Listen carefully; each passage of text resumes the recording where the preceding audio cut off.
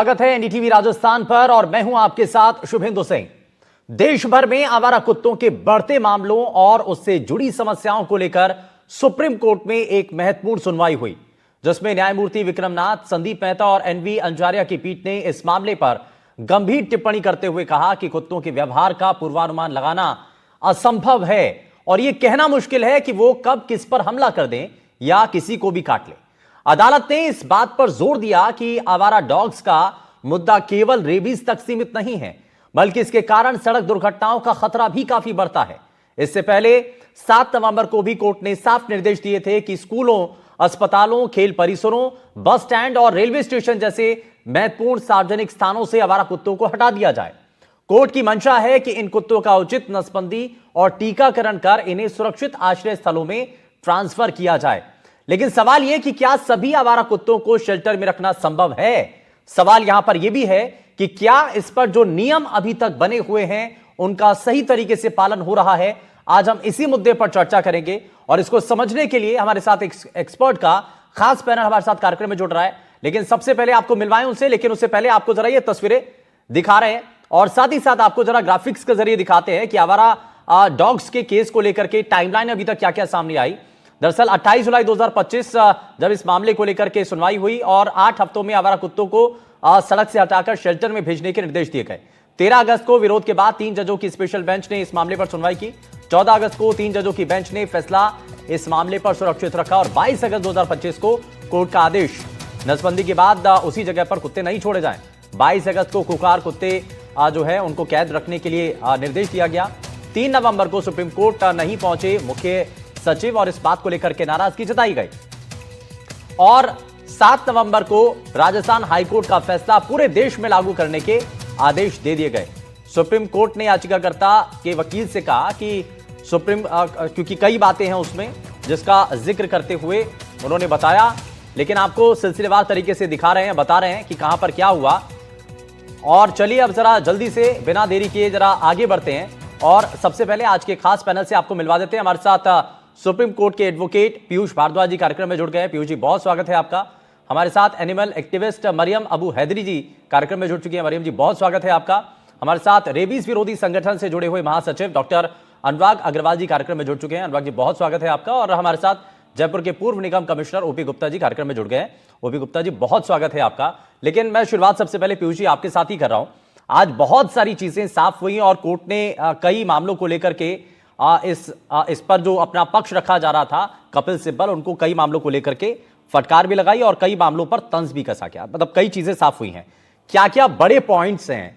क्योंकि एक तो शेल्टर होम में भेजने को लेकर के, दूसरा जो डॉग्स हैं अगर उनको वहां इलाके से रेस्क्यू कर लिया गया है तो वापस उसी इलाके में छोड़ना, क्या क्या चीजें इसमें और महत्वपूर्ण कही गई हैं?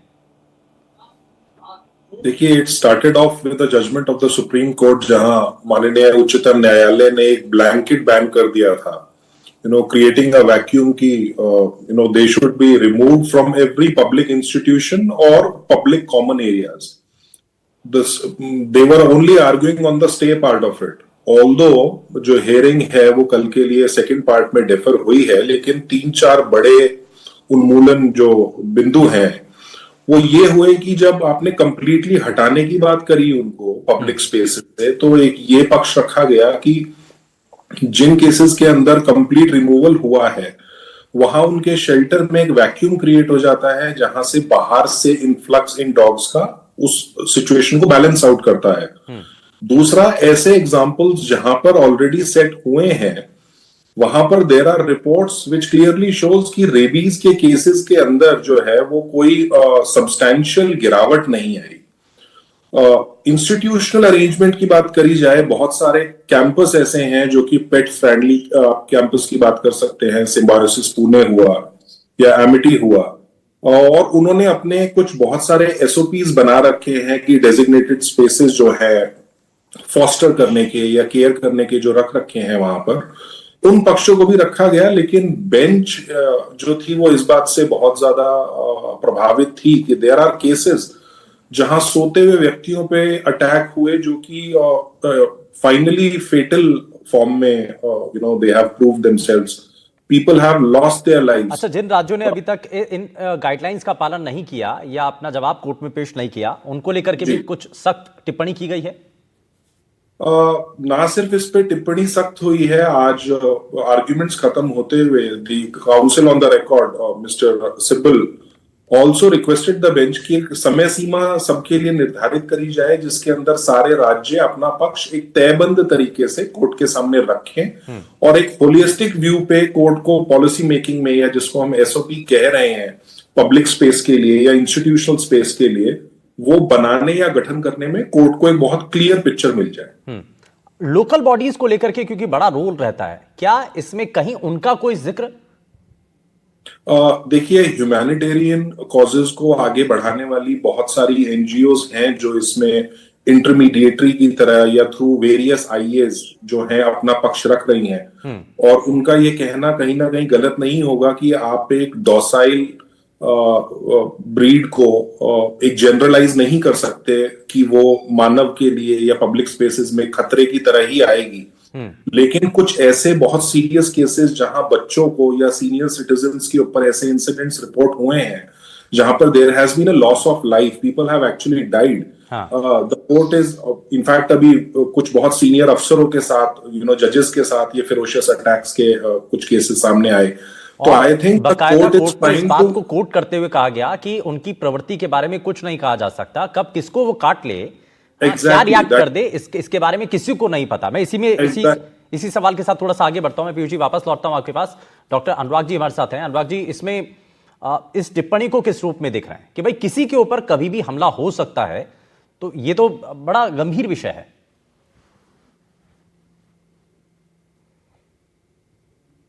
प्रोएक्टिवली लिया, ये बड़ी अच्छी बात है। मैं आपको बताना चाहूंगा कि annual incidence of dog bite around 2 to 2.5% है, यानी कि 100 में से हर साल 2 से ढाई लोगों को कुत्ता काटेगा। अगर इसको 10 साल में मल्टीप्लाई करें तो ये 25% हो जाएगा। बहुत एक्यूरेट स्टैटिस्टिक्स नहीं है, बट अप्रोक्सीमेशन है।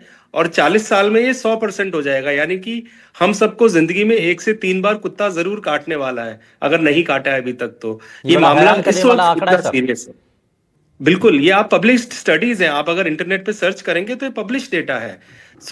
अब हमें ये समझना है कि कुत्ते बहुत ही लवेबल एनिमल्स हैं, बट बड़ा अनप्रिडिक्टेबल है कि कौन सा कुत्ता कब किसको काटने वाला है।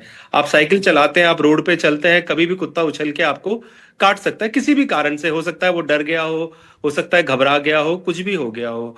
तो हमें दो पहलुओं का ध्यान रखना है। एक पहलू है रेबीज, जो कि जानलेवा है। तो जितने भी लोगों ने अगर रेबीज का केस नहीं देखा है, तो मैं आपसे रिक्वेस्ट करूंगा कि यूट्यूब पे कोई वीडियो खोले और रेबीज डालें और एक केस का वीडियो देखें। आप समझ पाएंगे कि कितनी भयावह बीमारी है, जिसमें 100% मृत्यु है।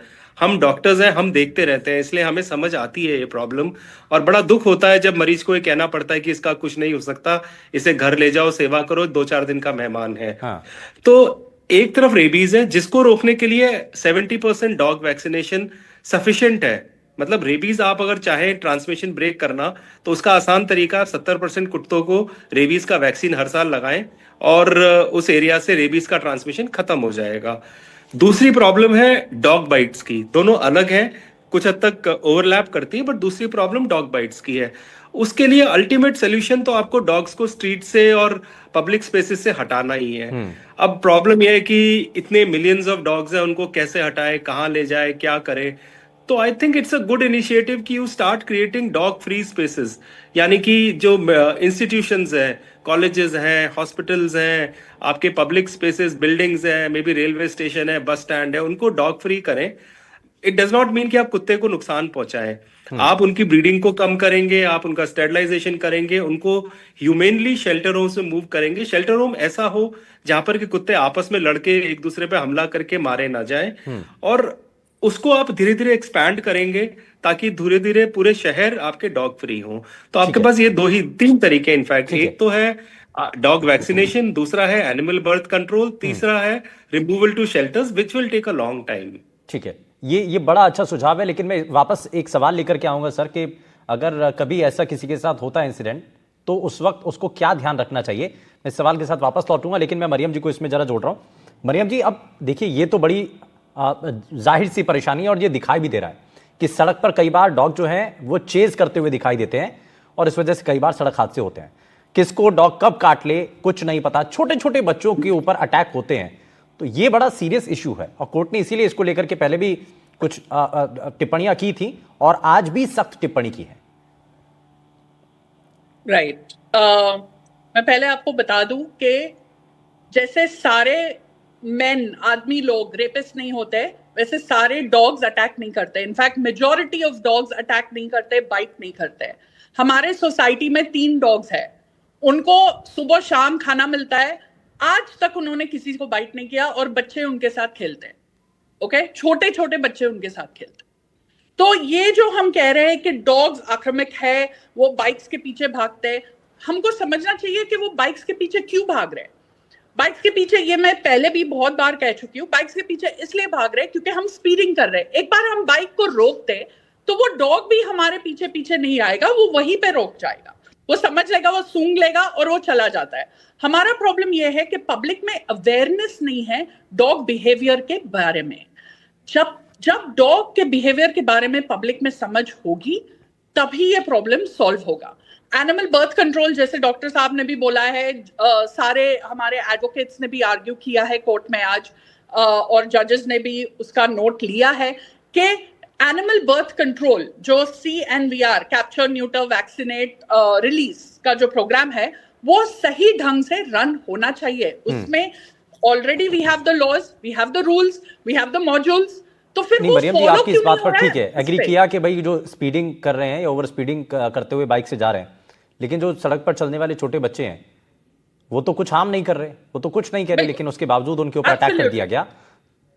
ठीक है, हम वी एम्पैथाइज, हम उन बच्चों से, इनफैक्ट मैं कई बच्चों से मिलने गई थी जहां उनको बाइट हुआ था, और जब हम उनसे मिलते हैं तो ये समझते हैं कि उनके हाथ में क्या था, उन्होंने पहले पत्थर फेंका था, हमको आधा ही इंफॉर्मेशन दिखाई देता है।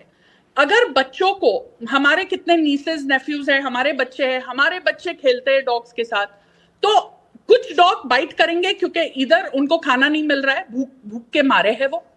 दूसरी बात है, उनको कोई इलाज नहीं करवाता है। तो मरियम जी, यही तो सवाल है ना, कोर्ट ने यही तो कहा भाई कौन डॉग कब किसको काट ले ये कुछ नहीं पता है, तो अब कौन सा डॉग भूखा है या किसको, डॉग के व्यवहार को हम समझ पाते हैं। हाँ, वी अंडरस्टैंड डॉग बिहेवियर। अब ये डॉग बिहेवियर लेकिन सबके लिए संभव हो ये मुमकिन नहीं है ना, तो इसलिए हम अवेयरनेस क्रिएट करते हैं। अब फॉरेन कंट्रीज में देखो, सबको अवेयरनेस है। जब वो इंडिया आते हैं टूरिस्ट के तहत, okay, many tourist have come to India and they love the dogs. Goa में जाके देखिए आप, टूरिस्ट डॉग्स के साथ इतने फ्रेंडली हो गए, उनको कैसे पता है कि डॉग के साथ कैसे रहना है।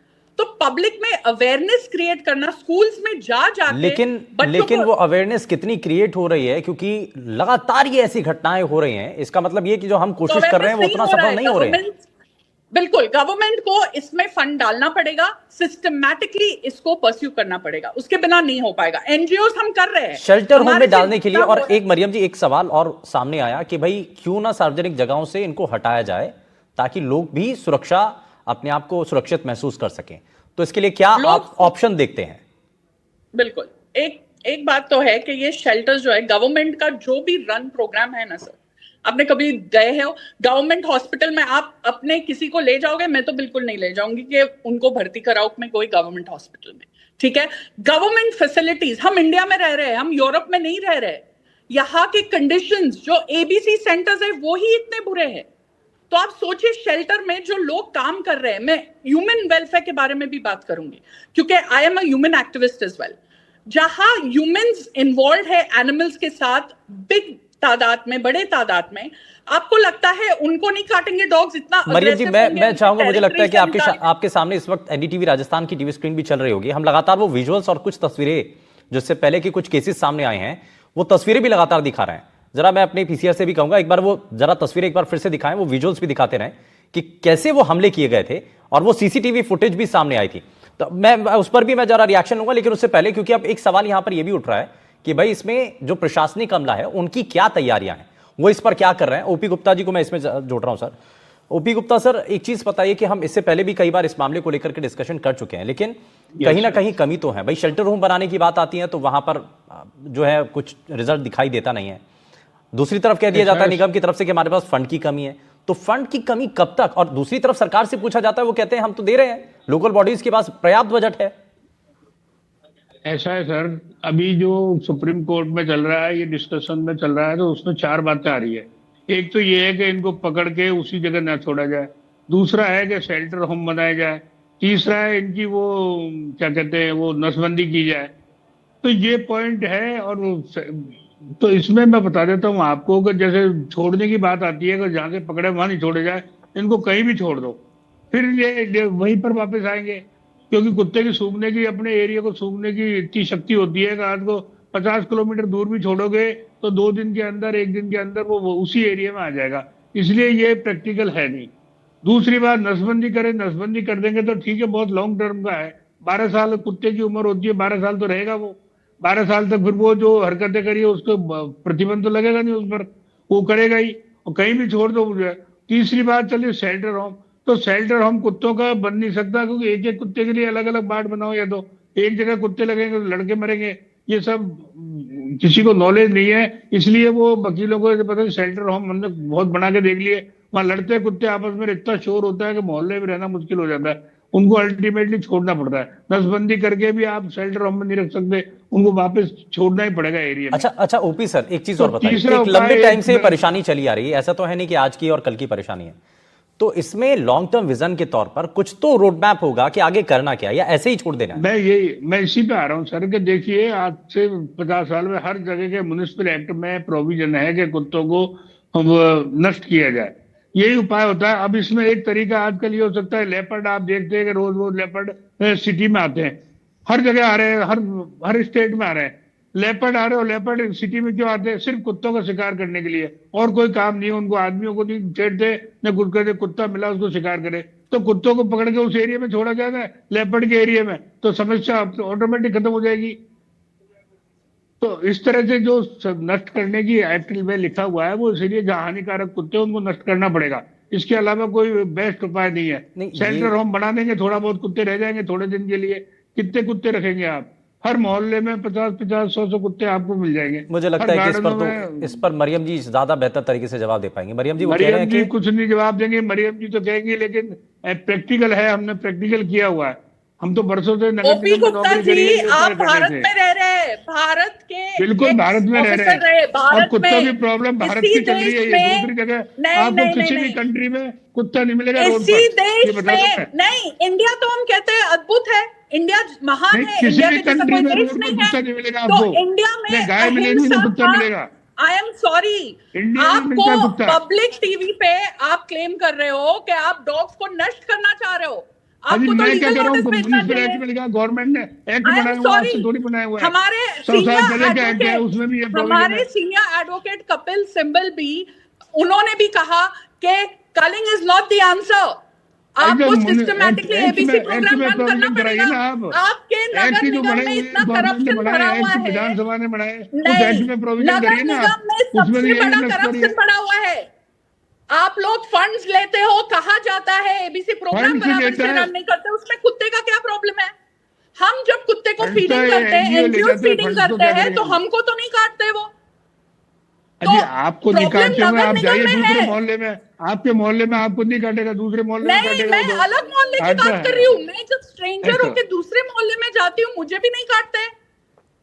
हम पागल तो नहीं है ना? नहीं मरियम जी, लेकिन एक सवाल तो ये है कि भाई हम जो ये कह रहे थे कि लोगों को हमें समझाना है, बताना है, तो लोगों को हम उतना तो समझा नहीं पा रहे। तो ये जैसा आप कह रहे हैं कि आप तो जा सकते हैं, लेकिन बाकी सभी लोग नहीं जा पाएंगे ना।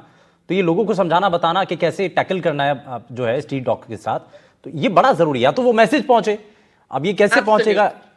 ये पहुंचेगा स्कूल्स के माध्यम से, ये पहुंचेगा RWA के सेशंस के माध्यम से। पॉलिटिकल कैंपेन जब ये बनेगा, वेयर वी टॉक अबाउट कि ये पर्टिकुलर कैंडिडेट एक सेशन रख रहा है अवेयरनेस के बारे में, रेबीज के अवेयरनेस के बारे में, डॉग के बिहेवियर के बारे में, एक्सपर्ट्स को साथ लेके चलिए। जजेस are not experts on this field. नगर निगम के कर्मचारी भी एक्सपर्ट्स नहीं हैं।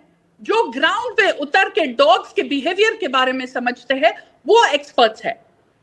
हम हमारा पैसा डाल रहे हैं, नगर निगम बिहेवियर आपको बता दिए, किसी बिहेवियर के किसी एनजीओ ने कहीं पे कुत्ते खत्म किए क्या? कहीं पर भी ऐसा कोई है क्या एनजीओ जिसमें कुत्तों को एब्सोल्युटली। जयपुर की बात करें हम, जयपुर की बात जयपुर में करेंगे कहीं भी हम। आज तक नहीं हुआ, कहीं पर प्रॉब्लम क्या सॉल्व नहीं नहीं हुआ हुई इससे, सर? ना जयपुर सुप्रीम कोर्ट में, कर सकती। आई एम सॉरी, जयपुर में अवेयरनेस बहुत हो गया है, क्योंकि मैत्री भावना एनजीओ है, हेल्प एंड सफरिंग है, एंजलाइज है, उबुंटू वर्ल्ड है, बहुत सारे एनजीओ है जो काम कर रहे हैं।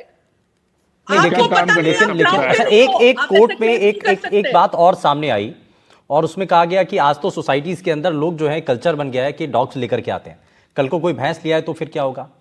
इसमें मैं अनुराग जी, इसमें इसमें बड़ा सवाल है और कोर्ट ने इस पर कहा है कि भाई आप तो स्ट्रीट डॉग लेकर के आ रहे हैं, कोई पसंद नहीं कर रहा है, कोई कर रहा है पसंद, लेकिन कल को कोई अगर चाहे और वो भैंस लेकर के आ जाए तो फिर क्या होगा? हाँ, मैं समझ सकता हूँ, आपका आर्गुमेंट बहुत ही वैलिड है और कोर्ट ने भी बिल्कुल सही कहा है। तो देखिए, आपको घर में पेट रखना है, आप रखिए, लेकिन there are certain pet etiquettes which have to be followed. अब वो सड़क पे आप उसको पॉटी कराते हैं, उसको आप अगर गली में खुला छोड़ देते हैं, इनफैक्ट जो अपने पर्सनल पेट्स है वो इतनी बड़ी प्रॉब्लम नहीं है। प्रॉब्लम है कम्युनिटी डॉग्स, या जिनको स्ट्रे डॉग्स बोलते हैं, या जिनको वो कुत्ते जो कि सड़क पर रहते हैं और लोग उनको रोटी खिलाते हैं, दूध पिलाते हैं, बिस्किट खिलाते हैं, पार्ले जी का पैकेट फाड़ के खिलाते हैं। हमारी प्रॉब्लम वहां ज्यादा है। हमारे जो पालतू कुत्ते हैं वो तो फिर भी हम केयर करते हैं, उनको वैक्सीनेट भी कराते हैं, जो घर में रखते हैं उनको नहलाते धुलाते हैं और उनकी सफाई भी रखते हैं। तो मेजर इशू तो हमें जो लगता है कि स्ट्रेस का क्या करना है, जो सड़क पे कुत्ते आवारा घूम रहे हैं उनका क्या करना है, जो सोसाइटीज में कुत्ते आवारा घूम रहे हैं, जो लोगों को काट रहे हैं उनका क्या करना है।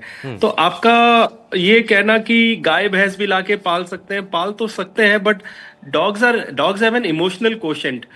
गाय आपकी गोदी में आके नहीं बैठने वाली है। ये तो कुत्ता क्या जो है ना, कोर्ट के अंदर creature ये है मामला ना, हुआ और ये कोर्ट के हाँ अंदर हाँ इस तरीके की टिप्पणियां हुई तो बड़ा वाजिब सा सवाल है ये कि भाई आज तो चलो फ्लैट्स के अंदर या अपार्टमेंट के अंदर लोग जो है डॉग लेकर के आ रहे हैं, कल को सपोज कोई हाँ हाँ। कहे कि मेरे को तो भैंस पालना पसंद है, मुझे गाय जो है घर में रखना पसंद है, तो फिर क्या होगा? फिर तो हाँ। ये बड़ा नहीं, मैं आपको वही समझा रहा हूँ कि देखिए, हम बंदर भी पाल सकते हैं, बट आपको बंदर पालता हुआ कोई नहीं दिखेगा। कारण उसका ये है कि डॉग्स का ना एक इमोशनल आईक्यू है जो कि और जानवरों में से मैक्सिमम है। तो उनका जो लवेबल नेचर है, उनका जो फ्रेंडली नेचर है, वो इंसान को सूट करता ठीक है है।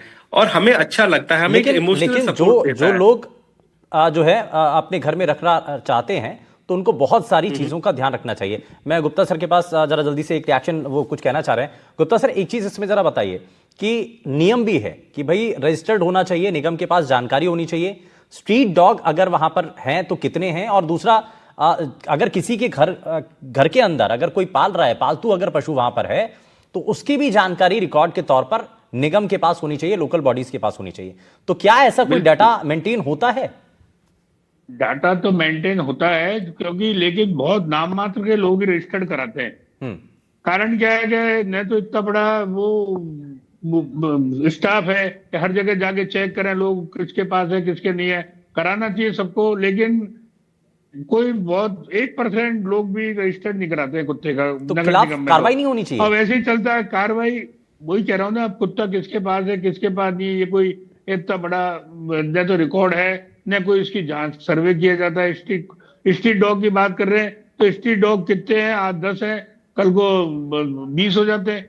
एक बार में 10-12 बच्चे होते हैं। अब वो कब बड़े हो गए कब हो गए, इतना नहीं तो किसी नगर निगम में मैंने तो सुना नहीं कि इतना परफेक्ट तो नॉलेज पालतू हो पशुओं किसी का को। तो होगा ना, उसमें भी जो पालतू है। पशुओं का तो होता है, लाइसेंस हाँ। लेते हैं। पालतू पशुओं को तो गाय वगैरह है, उनका चेक कर लेते हैं कहाँ डेयरी ज्यादा है, एक का लाइसेंस पाल सकता है, वो ज्यादा होती तो कर लेते हैं। लेकिन स्ट्रीट डॉग्स के बारे में ज्यादा नॉलेज किसी को होती ठीक नहीं है। है। तो पाल मैं अंदर इसमें ही पीयूष जी अंदर को जरा पाल रहा जल्दी है, से एक बाहर आया, रिएक्शन के कोई लिए इसमें जोड़ नुकसान रहा हूं। होगा पीयूष जी तो जरा वो एक चीज करेगा। और बता दीजिए आप, कोर्ट में लोकल बॉडीज को, और ये मरियम जी का भी एक सवाल इसमें रहा कि भाई जो एक्सपर्ट्स हैं उनकी भी राय इसमें लेनी चाहिए, तो मुझे शायद उससे थोड़ा सा बेहतर तरीके से इनका समाधान हो सकता है। जैसे शेल्टर होम को लेकर के समाधान की बात आ रही है, वो उतना प्रैक्टिकल नहीं लगता है। तो बिंदु जी, मैं यही कहना चाहूंगा कि हमें स्पीशीजम का शिकार नहीं होना है। The principle that one life matters more and other does not is not the right solution. Constructive approach की जरूरत है। जिन कुत्तों में प्रॉब्लम है, जब तक वो मैकेनिज्म उनको आइडेंटिफाई करने का ना हो, मीनवाइल आपको ह्यूमन लाइफ को भी प्रोटेक्ट करना है। लेकिन ये कह देना कि आज कुत्ते प्रॉब्लम कर रहे हैं, कल गाय प्रॉब्लम कर रही है, परसों कबूतर प्रॉब्लम कर रहे हैं, तो ऐसे तो आप नेचर के डिस्ट्रक्शन की तरफ बढ़ जाएंगे।